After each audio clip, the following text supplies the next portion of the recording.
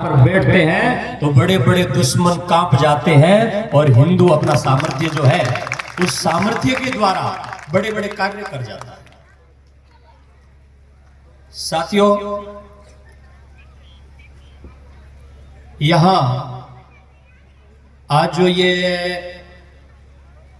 हिंदू समाज को संगठित करने के कार्यक्रम गांव गांव में गली गली में हो रहे हैं, एक विचार करना पड़ेगा कि हिंदुओं को संगठित करने की जरूरत क्या है। हिंदुओं को हम संगठित क्यों करें? मैं आप लोगों से कहना चाहूंगा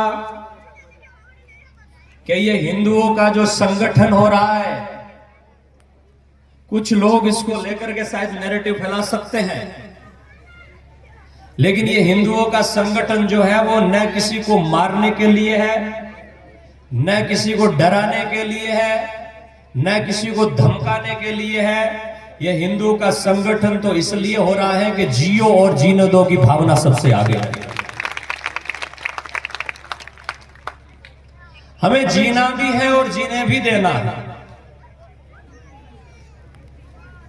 हमारी पवित्र परंपरा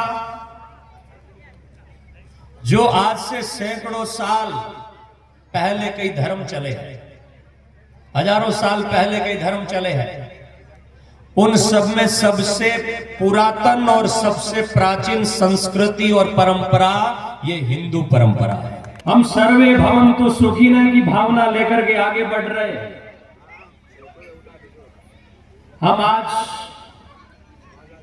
ये जो इतना बड़ा संगठन देख रहे हैं,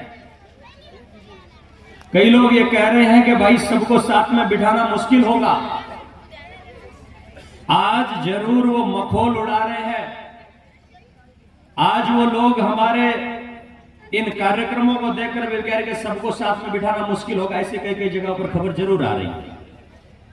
लेकिन मैं आपसे कहना चाहूंगा कि अगर आदमी में संकल्प हो, आदमी में आगे बढ़ने का जज्बा हो और व्यक्ति इस दुनिया की बातों पर, हमारे विधर्मी लोग भी है, कई हमें रोकने वाले लोग हैं, उन लोगों की बातों पर ध्यान न देकर के आगे बढ़े तो आज से 100 साल पहले आज हजारों में लाखों में इकट्ठे हो रहे हैं, और 100 साल पहले हमारे पूज्य हेडगेवार जी 10 लोगों को लेकर के चले, और 10 लोगों को लेकर के चले तो लोगों ने कहा कि हेडगेवार जी आप पढ़े लिखे हो, आप डॉक्टर हो, अपना काम करो ना, हिंदुओं के लिए क्यों दौड़ रहे हो? और हिंदू कभी एक हो नहीं सकता, हिंदू कभी एक जाजम पर बैठ नहीं सकता, आप अपना समय क्यों खराब कर रहे हैं? और हिंदू तो अगर एक दिशा में 5 लोग जा रहे हैं तो समझ लेना कि 5वां उसके कंधों पर ही होता है, 4 उसको कंधा दिए होते हैं, तब हिंदू एक होता है। बाकी हिंदू की विचारधारा एक नहीं हो सकती। ऐसे कई मखौल उड़ाए थे, लेकिन हेडगेवार जी में संकल्प शक्ति थी और उन्होंने उस दुनिया की परवाह किए बिना उस समय 1925 में जो एक छोटा सा बीज राष्ट्रीय स्वयंसेवक संघ का हिंदुओं को एक करने के लिए बोया था, आज वो विशाल वटवृक्ष बनकर के पूरे विश्व में फैल गया। आज पूरा विश्व उसकी छाया में बैठना चाहता है। अभी मैं थोड़े दिन पहले पढ़ रहा था, अदर कंट्री के लोग आकर के इसकी विचारधारा क्या है, इसकी रणनीति क्या है, इसको समझने के लिए चाइना से भी एक मंडल आया, समझने का प्रयास कर रहा है। और हम लोग आज यहां एकत्रित होना क्यों चाहते हैं? अभी थोड़ी देर पहले आपने यहां पर से सुना होगा, पवित्र भाव यहां से उठ रहे थे महाराणा प्रताप के। और साथियों, आज उस महाराणा प्रताप को इतना समय बीतने के बाद में भी याद क्यों जाता है, याद क्यों किया जाता है? आपने कभी सोचा?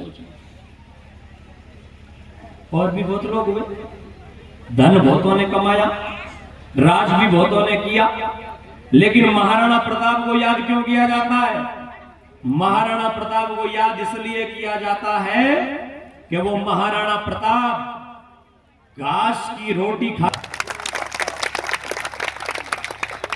क्या आज हमें वो इस हिंदू संगठन के माध्यम से, इधर भाई थोड़ी बातें करूं,